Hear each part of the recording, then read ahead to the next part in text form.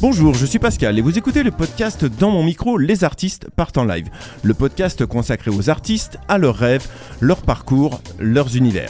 Pour ce nouvel épisode, je reçois l'autrice, compositrice, musicienne et interprète Jeannette Berger.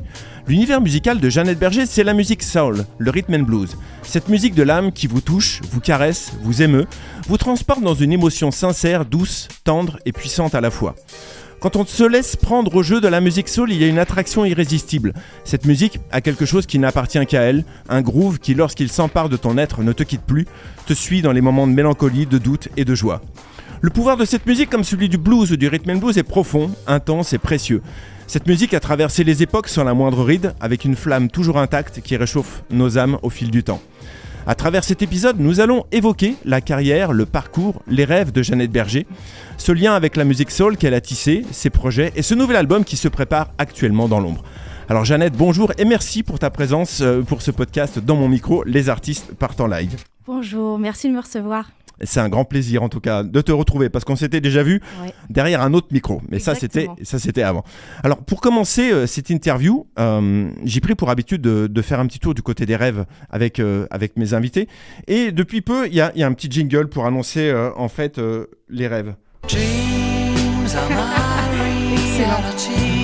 Ça revient à la mode en plus. Mais c'est ça, et puis ça nous met tout de suite dans l'ambiance. Alors, parce qu'au départ, il y a des rêves qui nous animent et qui évoluent au fil du temps. Et à quoi ils ressemblaient, toi, tes rêves, quand tu étais enfant ? Eh ben, en fait, je suis en plein dedans. Je voulais être chanteuse. Et donc, c'était ça tout le temps. Et je voulais être maîtresse chanteuse parce que j'aimais beaucoup le côté éducatif à l'école. J'ai beaucoup aimé l'école. Donc, je voulais faire 2 métiers, un peu comme une Wonder Woman. Je me disais, oui, je serais capable de faire 2 métiers. Bon, du coup, j'en ai choisi qu'un seul. Et du coup, je suis déjà, de base, ce rêve-là, je l'ai réalisé. À partir de quel âge, finalement, c'est devenu une réalité ? Je dirais que c'est assez récent, l'air de rien, parce qu'en fait, pendant plusieurs années, c'était pas mon métier, clairement. Et puis, pendant plusieurs années, j'étais aussi dans un état d'esprit que c'était pas encore tout à fait possible, que à la fois d'en vivre et puis aussi à la fois de concrètement écrire, composer, réaliser des chansons, les arranger. Enfin, tout ça, c'était un peu abstrait très longtemps quand j'étais notamment piano-voix au début, quand j'ai commencé à écrire des chansons. Donc, c'était un petit peu... c'était toujours là, ça a toujours été là, de toute façon, un peu, je dirais, en background derrière moi. Mais voilà, là, je dirais que depuis 2-3 ans, ça se concrétise vraiment... pleinement et j'essaye d'en profiter pleinement tout le temps. Alors on va parler maintenant de ton parcours et de tes influences. Elles ont pris naissance dans le blues, le rhythm and blues, la musique soul aussi. Alors comment elle s'est faite la rencontre avec cette musique ? Alors c'est assez tard, je dirais, vers 18-19 ans que j'ai découvert Ray Charles. Et alors je pratiquais déjà le piano, j'ai appris le piano quand j'étais petite et c'est vrai que mon professeur m'avait tout de suite un peu ouvert l'esprit, on va dire.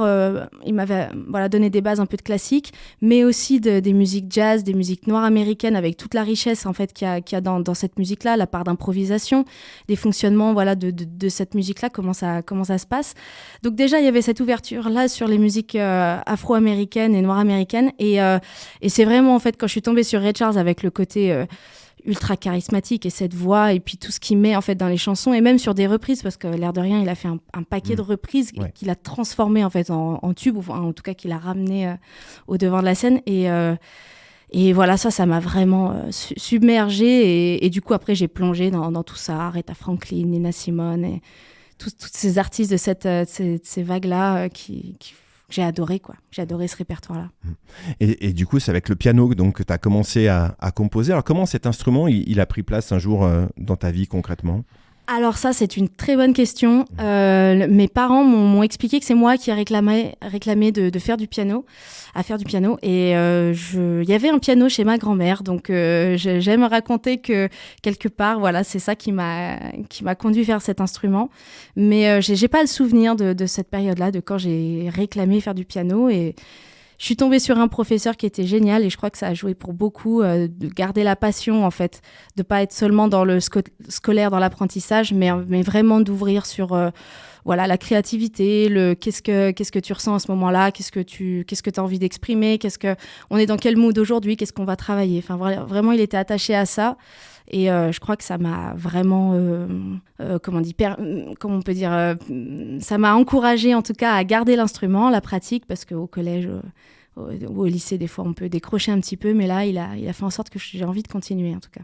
Et tu te souviens de la première émotion que tu as pu ressentir au tout début que tu as joué du piano ? Non, ça, j'avoue que c'est trop loin. Puis surtout qu'au début, voilà, en étant enfant, c'était des choses très, voilà, c'est très très minimaliste, on va dire, ce qu'on apprend avec les petites mains, etc. C'est vrai que c'est autre chose. Par contre, je me rappelle très très clairement la première fois que j'ai dit je veux chanter devant un public. J'étais au lycée et c'était Enfin, vraiment, j'avais jamais chanté en public. Quasiment, même mes amis savaient pas forcément que je chantais ou que j'aimais ça. Et puis, il y avait un petit festival qui était organisé. Et du coup, j'avais dit, moi, je veux y aller. Et donc, piano-voix, j'étais allée. Voilà, c'était au parc des expos de la ville de Mâcon à l'époque. Et ça, par contre, c'est une vague énorme. On redescend, on étouffe la gada. Enfin, voilà, moi, c'était vraiment hyper intense. Et bah, tout de suite, on a envie d'y retourner, quoi. C'était la première vraie émotion, finalement, avec la musique ? Ouais, je crois. Ouais. C'était très introspectif parce que voilà, j'étais toute seule. Il n'y avait pas un côté groupe ou quoi à partager des choses. C'était vraiment juste pour moi, par moi-même, devant des gens. Mais c'était génial, quoi. Alors, il y a le piano, puis il y a aussi la voix. Donc, tu disais, quand est-ce que tu as pris conscience vraiment que tu avais une voix et que tu pourrais peut-être un jour en faire peut-être ton métier ? Alors ça, pareil, je sais pas trop. Ouais. Surtout que j'ai pas appris, par contre, le chant, j'ai pas appris à l'école ou dans une école de musique ou au conservatoire. Je me suis formée un petit peu sur le tas et surtout en pratiquant beaucoup, en chantant énormément et aussi en me jetant un peu dans l'arène, en allant faire des cafés-concerts, tant bien que mal. Mais en fait, ça a été hyper formateur. Et je dirais que c'est petit à petit que j'ai réussi à apprivoiser ma voix, à en connaître ses forces peut-être, et puis ses faiblesses aussi. Et à trouver ma voix, en fait, quelque part, pour être plus à l'aise, plus épanouie, en fait, dans ce que j'avais envie de chanter, quoi. On va parler maintenant de tout ce qui concerne la composition. Comment tu décrirais ton processus de création et d'écriture de tes chansons ? Ça se passe comment ? Je sais pas si j'ai Enfin, quand je souffle, c'est pas que la question est bête, bien au contraire.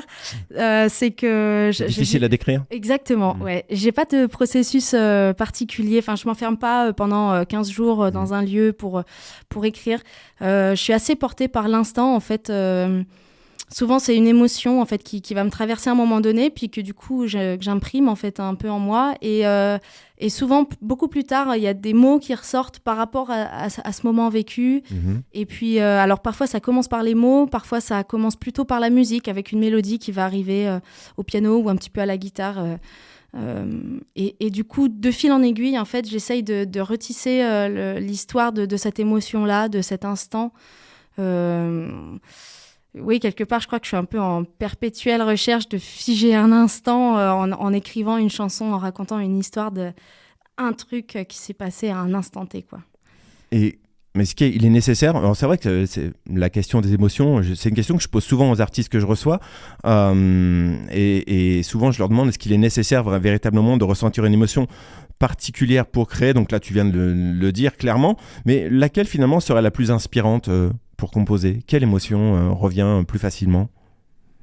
Peut-être alors oui, il y a beaucoup de chansons, c'est soit des histoires d'amour, je dirais, parce que c'est vrai que c'est tellement universel, je crois que chacun peut aussi se retrouver dans cette émotion-là. Malheureusement, il y a un petit peu de douleur aussi là-dedans, une forme un peu d'exutoire aussi, de coucher sur le papier des mots pour les sortir de soi, pour qu'ils nous fassent un peu moins mal. Moi, j'ai plus de facilité, je crois, à écrire sur des choses comme ça que des sentiments plus joyeux. J'ai un peu plus de mal. Souvent, moi, ça part quand même d'une douleur, de quelque chose d'assez profond, qui est pas forcément très joyeux. Et puis après, quand on le met en musique, on essaye de... Selon l'humeur, selon les musiciens, on l'arrange selon ce qu'on ressent avec ce texte-là. Et il y a une part d'autobiographie aussi dans tes chansons, un petit peu ? Ah oui, ouais. Plutôt, oui. Ouais. J'écris tous les textes. Alors, j'ai coécrit certains textes auparavant. Là, sur ce qu'on est en train de préparer, c'est plutôt moi qui ai un peu tout écrit. J'ai laissé plus de place sur la musique, par contre, et je suis vraiment contente de ça. Mais du coup, oui, clairement, il y a un petit peu d'autofiction aussi, parce que ça fait du bien. Ouais. Mais c'est, plutôt autobiographique. D'accord. Et comment tu intègres tes influences musicales dans ta manière de composer ? Alors ça, c'est une très, très bonne question. Ça, c'est vraiment une très bonne question, parce qu'effectivement... il y a des artistes sur lesquels j'ai flashé même dernièrement, des artistes que je ne connaissais pas et que j'ai découvert et que j'adore. Et du coup, en fait, je crois que c'est un petit peu, pas subliminal, mais un petit peu détourné, en fait, la façon dont ça m'influence. C'est plus, des fois, je vais écouter un album en boucle pendant des mois et des mois. Et du coup, derrière, quand il y a une chanson qui va arriver et que je vais composer, je vais me rendre compte après coup qu'en fait, elle est inspirée. Il y a un flow, un petit peu quelque chose d'assez similaire à cet album, par exemple, que j'ai écouté. Je dirais que c'est plus de cette façon-là que vraiment de vouloir coller à un artiste ou à un répertoire, à une étiquette. Je crois que c'est un peu détourné. Il y a un artiste qui t'inspire en ce moment ? Il y en a plein. Ouais. Il y en a plein. J'adore Lianne La Havas en ce moment, l'anglaise qui est fabuleuse. Je trouve qu'elle a une musicalité de dingue. Rien que elle chanterait juste a cappella, je crois que déjà il y aurait tout. Ouais. Et en plus, derrière, je trouve que les arrangements qu'elle pose et la façon qu'elle a de construire ses chansons, je trouve ça vraiment formidable. Il y a Hannah Williams aussi, qui est une anglaise soul extraordinaire, que j'ai vue en live aussi. C'est complètement énorme. Elle a des musiciens aussi... vraiment fantastique. Donc ça, je crois que c'est un peu mes deux pépites là, du moment qui tournent pas mal. J'ai beaucoup aimé Black Pumas aussi avec leur album, les Américains. Et puis, des artistes comme ça, ouais. Quel est le secret, s'il y en a un en tout cas, pour écrire une bonne chanson ? Je ne sais pas si c'est un secret, mais je dirais une recette. Il faut que ce soit, je crois, sincère. Enfin, en tout cas, moi, je fonctionne bien comme ça. Je ne sais pas si c'est la recette miracle, mais que ce soit sincère. Et puis, parce qu'il me semble qu'en fait, quand on va voir un concert ou quand on écoute un disque, ce qui nous touche, ce qu'on retient, c'est justement la part de vrai dans l'émotion. Pour moi, ça passe beaucoup par l'émotion, ouais. Et quelle exigence tu as dans ton travail quand tu composes, sur quels axes tu mets la priorité ? Est-ce que ça va être plus une mélodie particulière, un groove ou un texte ? Vers quoi tu es la plus exigeante ? Alors ça, c'est une super question aussi. Je dirais que c'est un peu tout. Au début, j'étais très, très attachée au texte, souvent quand j'écrivais. Puis alors, souvent, j'écris des tartines quand même. Mais donc, j'étais souvent très, très attachée à ça et je voulais pas en démordre. Alors qu'en fait, des fois, c'est pas ça qui nourrissait forcément la chanson et ça manquait peut-être de partie musicale. Et là, du coup, avec les musiciens avec lesquels je travaille maintenant, on a vraiment essayé de voir le texte presque comme un instrument. Et du coup, de voir la construction globale d'une chanson, par rapport justement à ce qu'elle dégageait et que des fois, trop de texte, ça nourrit pas la chanson, même si on comprend que ce qui est écrit, ça peut être important, mais peut-être qu'il y a d'autres façons de transmettre le message qu'on veut faire passer. Donc on a essayé de porter attention à tous les éléments et à pas se dire c'est ça qui est le plus important. C'est vraiment la vue d'ensemble et ce qui s'en dégage avec du recul, quoi. Donc si j'ai bien compris, tu composes quand même tes chansons seul. Comment tu les proposes du coup au reste du groupe ? Ça se passe comment ? Alors la plupart du temps, soit je suis guitare-voix, soit piano-voix et j'enregistre une petite maquette et puis soit je leur fais écouter en étant présente, soit je leur envoie. Et puis j'attends les retours pour savoir si ça plaît, si des fois ça marche pas. Si ça les inspire. Non, ça va, j'ai pas eu de retour négatif pour l'instant. Souvent c'est comme ça, c'est plutôt maquette piano-voix, voilà. Et ça m'est arrivé dernièrement de proposer directement des idées d'arrangement en fait que j'entendais sur notamment la batterie.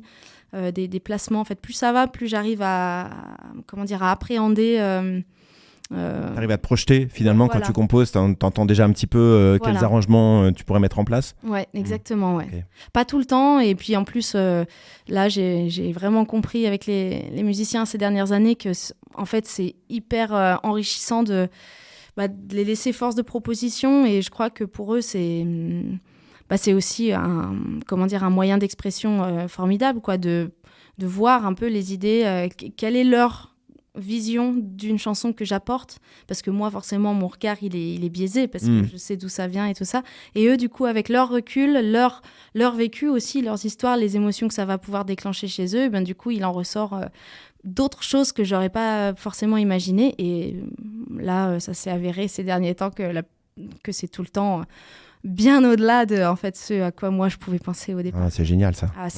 C'est à chaque fois, oui, ça m'étonne à chaque fois, donc j'adore. Ouais. C'est un beau cadeau en tout cas, j'imagine. Ouais. Quand tu arrives à proposer une chanson comme ça, brute, et puis qu'elle ressort après. Exactement. Là, tu es actuellement en résidence au Brise-Glace à Annecy avec ton groupe. Alors, sur quels aspects artistiques vous avez travaillé durant cette résidence ? Alors là, on a travaillé la scénographie, tout ce qui est, on appelle ça le filage, donc l'ordre du set du concert en fait, l'ordre des chansons. Et tout ce qui se passe dedans, du coup, les déplacements de scène, les entrées, les sorties, il y a des passages où je suis au piano, il y a des passages où je suis un petit peu moins au piano, donc toutes ces choses-là. Et en fait, vraiment faire une conduite, voilà, je crois au théâtre, on appelle ça une conduite, en musique, on dit plutôt un filage. Et du coup, vraiment d'avoir un concert d'une traite, en fait. Donc, on passe beaucoup de temps à faire d'une traite un concert, on filme, on regarde, on analyse un peu, on change des choses et on change des chansons d'ordre, des enchaînements de chansons aussi, c'est beaucoup ça. Et puis là, du coup, on était avec notre technicien lumière aussi, et là, la salle, elle est formidable pour travailler les lumières, donc là, on a pu mettre en place ce qu'on appelle un plan de feu, donc pour être éclairé de façon très très jolie quand on sera en concert cet été. Donc l'idée, c'était de se préparer aussi donc, pour les festivals qui vont arriver dans l'été, c'est ça ? Exactement, ouais. Okay.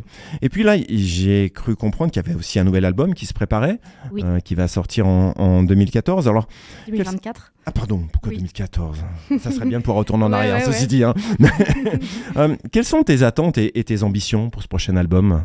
Alors, ça, je sais pas. Je crois qu'on a toujours envie que l'album touche le plus de monde possible. Donc je dirais ça, peut-être qu'il atteigne son public, et puis qu'il fasse écho chez les gens aussi, que le public puisse se retrouver dans ces textes et dans ces musiques qu'on a travaillé ensemble. Qu'est-ce qu'il va nous raconter ce prochain album ? Alors il y a beaucoup d'amour, et puis il y a aussi beaucoup de libération, le côté se libérer un peu des fardeaux, des charges un peu des fois qu'on s'impose à soi-même, et puis de s'assumer, d'être soi, d'oser rêver, de tout ça. C'est un peu un album qui est vraiment autour de ce thème-là. D'accord. De enfin oser, je dirais. Ok. Est-ce qu'il va, musicalement, il va continuer à sonner avec ce même groove, cette même énergie aussi qui te caractérise ? Eh ben oui, j'espère. Ouais, le groove, je trouve que même on va plus loin. Là, j'ai justement changé d'équipe de musiciens depuis 2 ans. Donc ça fait à peu près 2 ans déjà qu'on travaille sur ce nouveau répertoire. Et vraiment, on a trouvé une alchimie, quelque chose ensemble que j'adore, et qui vraiment me permet d'asseoir les chansons. Il y en a certaines que j'ai écrites déjà il y a un petit peu plus longtemps, mais qui en fait, je les avais pas encore arrangées parce que... c'était pas le bon moment, peut-être. Voilà, c'était pas le bon moment. On faisait pas exactement la même musique avec l'ancienne équipe, et donc là, voilà, on a pu prendre le temps d'aller plus loin et d'être modern soul et groove. Combien de temps il faut entre l'idée de départ d'un nouvel album, on se dit tiens, là je vais composer quelque chose, et finalement la réalisation finale ? C'est un peu long. Surtout que moi, justement, j'ai jamais trop pensé en termes de je vais faire un album. Alors bien sûr, quand on en a fait un premier, on se dit le deuxième c'est pour quand ? Mais c'est plus justement en fait avec les chansons en fait qui sont venues là au fil des années. Le premier album, j'ai sorti en 2018, et du coup déjà en 2018 j'avais des nouvelles chansons. Après, voilà, il y a eu le Covid entre-temps. J'avais sorti un album live quand même, justement, Oui. pendant le Covid, parce qu'on avait fait un super concert pendant la trêve estivale, là, en 2020, et il y avait une énergie folle. Donc, on s'était dit, allez, on sort un album live.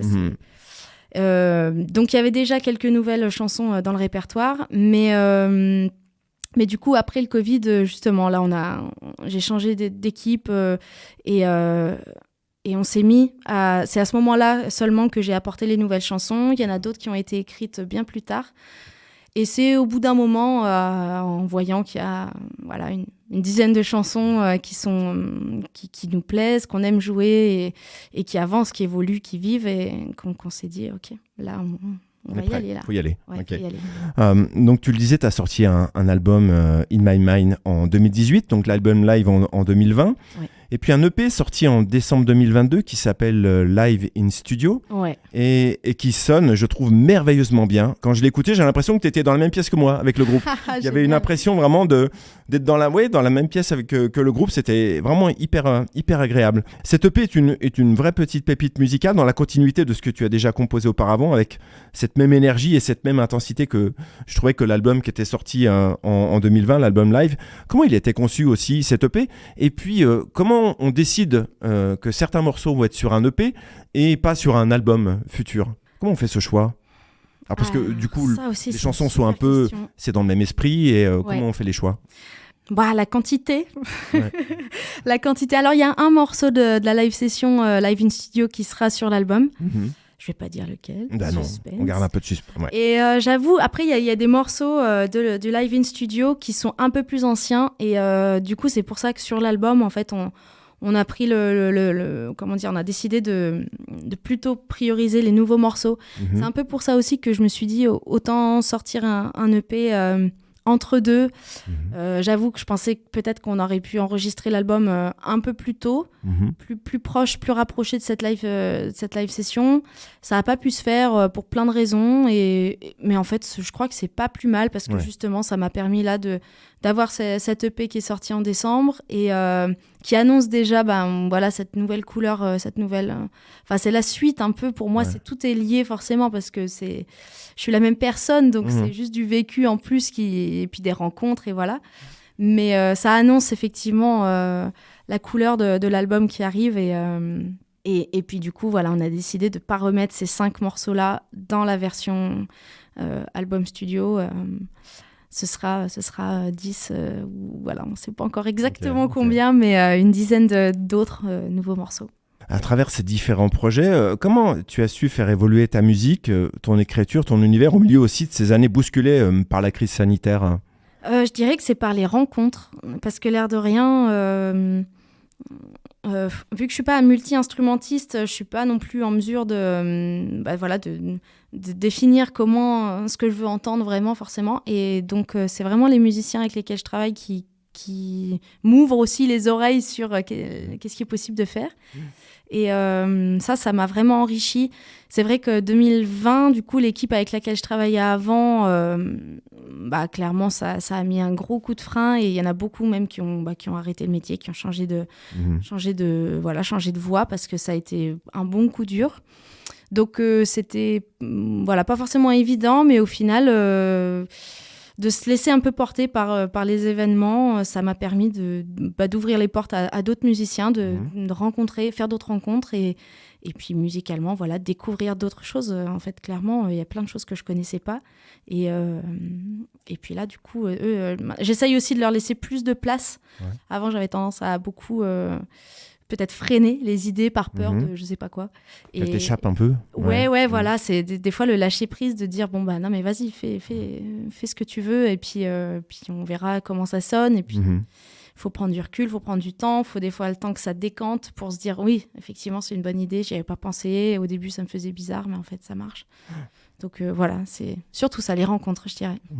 Justement, tu parlais beaucoup de tes musiciens. J'aimerais que tu nous parles du groupe qui t'accompagne dans ce projet et de ces merveilleux musiciens de talent qui contribuent vraiment à l'énergie et à la beauté de ce son qui caractérise ta musique. Qui sont-ils? Tu peux nous les présenter? Bien sûr, avec plaisir. Alors à la guitare, il y a Stéphane Viard, un super guitariste. Voilà, en tout cas, il a un son de fou. Il a un super... Ouais, je suis fan. Enfin, je suis fan de tous d'ailleurs. Mais à la batterie, il y a Sébastien Neka. un super batteur aussi de Chambéry. À la basse, il y a Phil Malik, qui est mâconnais comme moi, donc voilà, on est bien fiers. Et puis au chœur, on a Draz et Charlotte, qui m'accompagnent déjà depuis un petit paquet, enfin non, 2 ans et demi, ouais. Draz un petit peu plus, elle était là au début de la formation des chœurs. D'accord. Donc, et pareil, elles sont très, très enrichissantes dans les couleurs des arrangements, des voix. Au début, j'avais tendance à pas mal vouloir écrire les parties des chœurs. Et en fait, elles ont de nouveau un autre vécu en fait, par rapport au chant et une autre culture musicale aussi. Et en fait, c'est hyper enrichissant. Et elles voient où je veux aller, ce que je veux faire. Et elles m'apportent ça sur un plateau. Donc, c'est génial. C'est complémentaire en fait. Ah ouais, exactement. On va parler des concerts maintenant. Comment tu vis l'expérience de la scène et qu'est-ce que ça t'apporte ? C'est le moteur. Je dirais que c'est vraiment moteur parce qu'on passe énormément de temps à répéter ou voilà, comme là ces 3 derniers jours en résidence ici.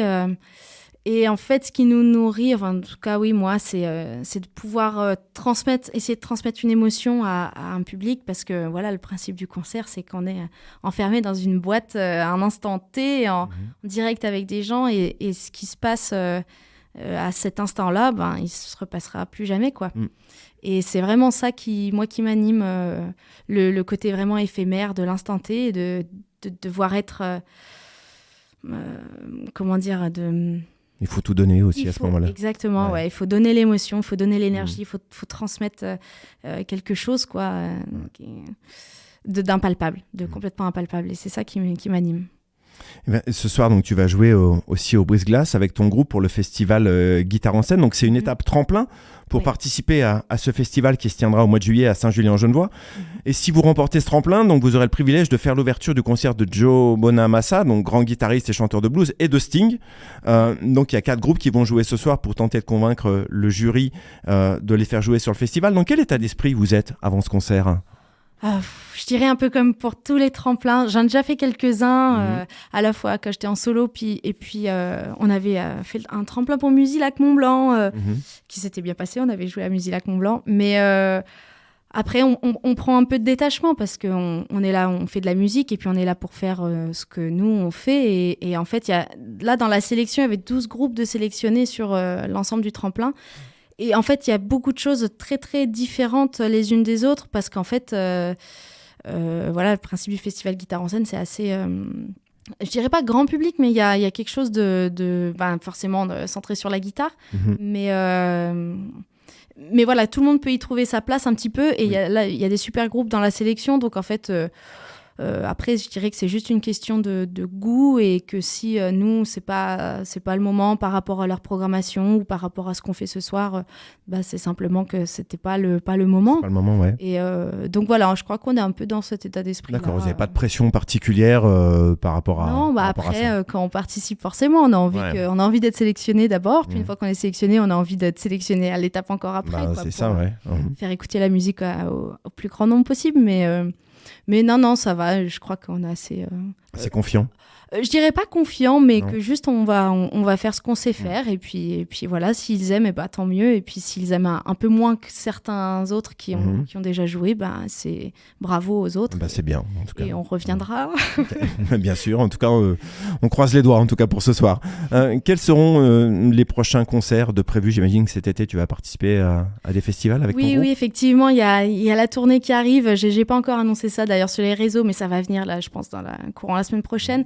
On part déjà début mai au nord de la Bourgogne et puis à Évian aussi, on va jouer au Festilément fin mai. Donc ça devrait être super. Je crois qu'il y a la caravane passe le soir. Il y a deux gros artistes le soir où on joue, le 26 mai. Et puis cet été aussi, en août, on sera à Aix-les-Bains, au Théâtre de Verdure. D'accord. Voilà, il y a des dates comme ça, un peu. Voilà. À partir de début mai, on sera sur les routes. On sera sur les routes, ouais. Est-ce qu'il y a aujourd'hui des artistes avec lesquels tu souhaiterais collaborer sur scène ou sur un album ? Alors je sais que tu attends toujours une réponse d'Alicia Keys, mais je ne sais pas si tu as eu des nouvelles de... Non, j'ai pas eu de nouvelles encore. Bon, dommage. C'est, voilà, peut-être, mais le prochain pour les... Si elle nous écoute, en tout cas, voilà. Alicia, oui, toujours, oui. Là, j'ai vu que récemment, tu as reçu, je crois, Thomas Kahn. Oui. Et parler. je l'ai croisé il n'y a pas longtemps, justement, sur un showcase à Lyon. Et c'est vrai que voilà, j'ai écouté son album, c'est super. Et il a vraiment aussi un univers. Et lui, pour le coup, voilà, il transmet énormément de choses en concert. Et encore, voilà, j'ai vu seulement un showcase. Mais je crois que Thomas Kahn, je vais peut-être essayer de ça serait bien, ça. lui envoyer un peu des choses à écouter pour voir si... Ouais, c'est un super artiste. Moi, je l'ai vu en concert, effectivement, à Poissy. Et sur scène, c'est quelque chose d'assez incroyable. Ouais. Donc, je pense, comme vous avez un univers musical, en tout cas, qui est assez similaire, donc je pense qu'il y aurait moyen peut-être de faire quelque chose. Je crois qu'il y aurait quelque chose à faire. Mais bon, après, voilà, il est peut-être déjà trop occupé. Mais... Ouais, c'est bien, on lance l'invitation, en tout cas. Carrément. Ouais. Très bien. Thomas, si tu nous écoutes, voilà, Jeannette, elle est prête. Ouais. Quelle équipe aussi t'accompagne dans cette aventure? Est-ce que tu as un label qui te suit aussi? Comment ça marche autour de ta carrière? Eh bien, effectivement, ouais. J'ai monté un label il y a quelques années. D'accord, c'est toi qui l'as monté, alors? Ouais, je l'ai monté moi parce que je trouvais pas forcément d'autres labels qui voulaient... accompagner mon projet. Et puis, en fait, je suis plutôt satisfaite parce que ça permet une liberté. Alors, voilà, il y a d'autres... il y a des points faibles. Il faut se débrouiller un petit peu plus, aller chercher un peu plus les informations, tout ça. Mais en fait, je suis assez contente de ça. Ça demande beaucoup d'énergie, par contre, j'imagine. Ouais, ça demande un petit peu d'énergie, mais... Je dirais que c'est assez complémentaire, en fait, de la partie artistique. Et ça permet d'avoir une vue d'ensemble... de tout ça. Et... Tu es maître du projet, finalement. Ouais, c'est ça, okay. Entrepreneuse. Comment il s'appelle, ton label? C'est Blue Moon Records. Blue Moon Records, ok. C'est bientôt déjà l'heure de nous quitter. Et avant de terminer cet entretien, on va se replonger dans les rêves, si tu veux bien. Parce que on commence par les rêves et on termine toujours par les rêves. Et évidemment, toujours avec le petit jingle qui va bien. Voilà. Ça en fait un petit coucou à Sophie Marceau aussi si elle nous écoute. Donc cette question, au niveau des rêves, je l'ai posée au début, les rêves que tu pouvais avoir en étant enfant. Et aujourd'hui, je voulais savoir quels sont tes rêves. Après, t'es pas obligé de répondre si c'est trop... Non. Je crois que j'ai toujours eu des rêves pas mal portés sur réaliser des choses. Quand j'étais ado, c'était des scènes que je voulais à tout prix faire et que j'ai réussi au fil des années à les faire. Donc là, si je dois rester un peu dans la même lignée, pareil, il y a quelques scènes un peu phares que j'ai en tête. Et je pense notamment au magnifique théâtre de jazz à Vienne, que ce serait pour moi vraiment un aboutissement en fait vraiment énorme de pouvoir emmener une formation là-bas et présenter quelque chose sur cette scène-là. Donc c'est pas pour cette année, c'est pas je sais pas si ça se fera un jour, mais ça fait partie des rêves assez proches. Et comment on fait justement pour intégrer un festival? Donc là, ce soir, il y a des tremplins, mais par exemple, Jazz à Vienne, quelle est la démarche si en tant qu'artiste, on veut aller se produire? Alors, Jazz à Vienne, pour le coup, ils sont vraiment super accessibles. Donc, même sur le festival, avec la partie off en bas, les scènes de Cybèle, on peut les rencontrer, je dirais, facilement. Et après, c'est avec moi, les équipes de booking, etc., qu'on arrive à faire écouter le projet, à discuter, à montrer aussi peut-être l'évolution et l'histoire du projet. Et puis, et je pense qu'après, c'est beaucoup... rebelote d'être là au bon moment en fait. C'est que je crois vraiment à ce truc là, que les choses se font peut-être un peu quand elles doivent se faire. C'est ça. Donc, je suis assez d'accord avec ça, ouais. Mais là cette année on joue à Jazz à Vienne quand même, mais sur la partie sur les petites scènes. D'accord. Les petites scènes, ce sera le 30 juin, voilà. D'accord. Et toi ton rêve c'est plutôt la grande scène alors? Le théâtre, le théâtre antique, c'est tous les ans, faut au moins aller voir un concert au Théâtre Antique à Vienne parce que il se passe des choses mystiques dans ce théâtre. C'est vrai que j'ai jamais eu l'occasion d'y aller. Je te recommande vivement. D'accord. Merci du conseil en tout cas. Jeannette, cet entretien touche à sa fin. Oui. Merci beaucoup en tout cas d'avoir accepté mon invitation. Avec plaisir. C'était un plaisir de te retrouver et je suis ravi de t'avoir accueilli dans ce podcast. Ravi de soutenir aussi ton parcours et ta carrière et puis ton prochain album. Tu as vraiment beaucoup de talent, une signature vocale à la fois douce et vibrante, un groove exceptionnel et un son au plus proche des racines du blues et du rhythm and blues. C'est un vrai régal en tout cas. Et puis tu as une équipe de musiciens aussi là qui est... aux petits oignons, j'avoue. Aux petits oignons, c'est vraiment génial. Venir les écouter en concert. C'est clair. Se plonger dans ton monde, c'est se laisser aussi porter par l'émotion et l'énergie contagieuse d'une musique soul, revisitée, réinventée et toujours d'actualité. Donc merci infiniment et bravo en tout cas pour tout ce que tu fais.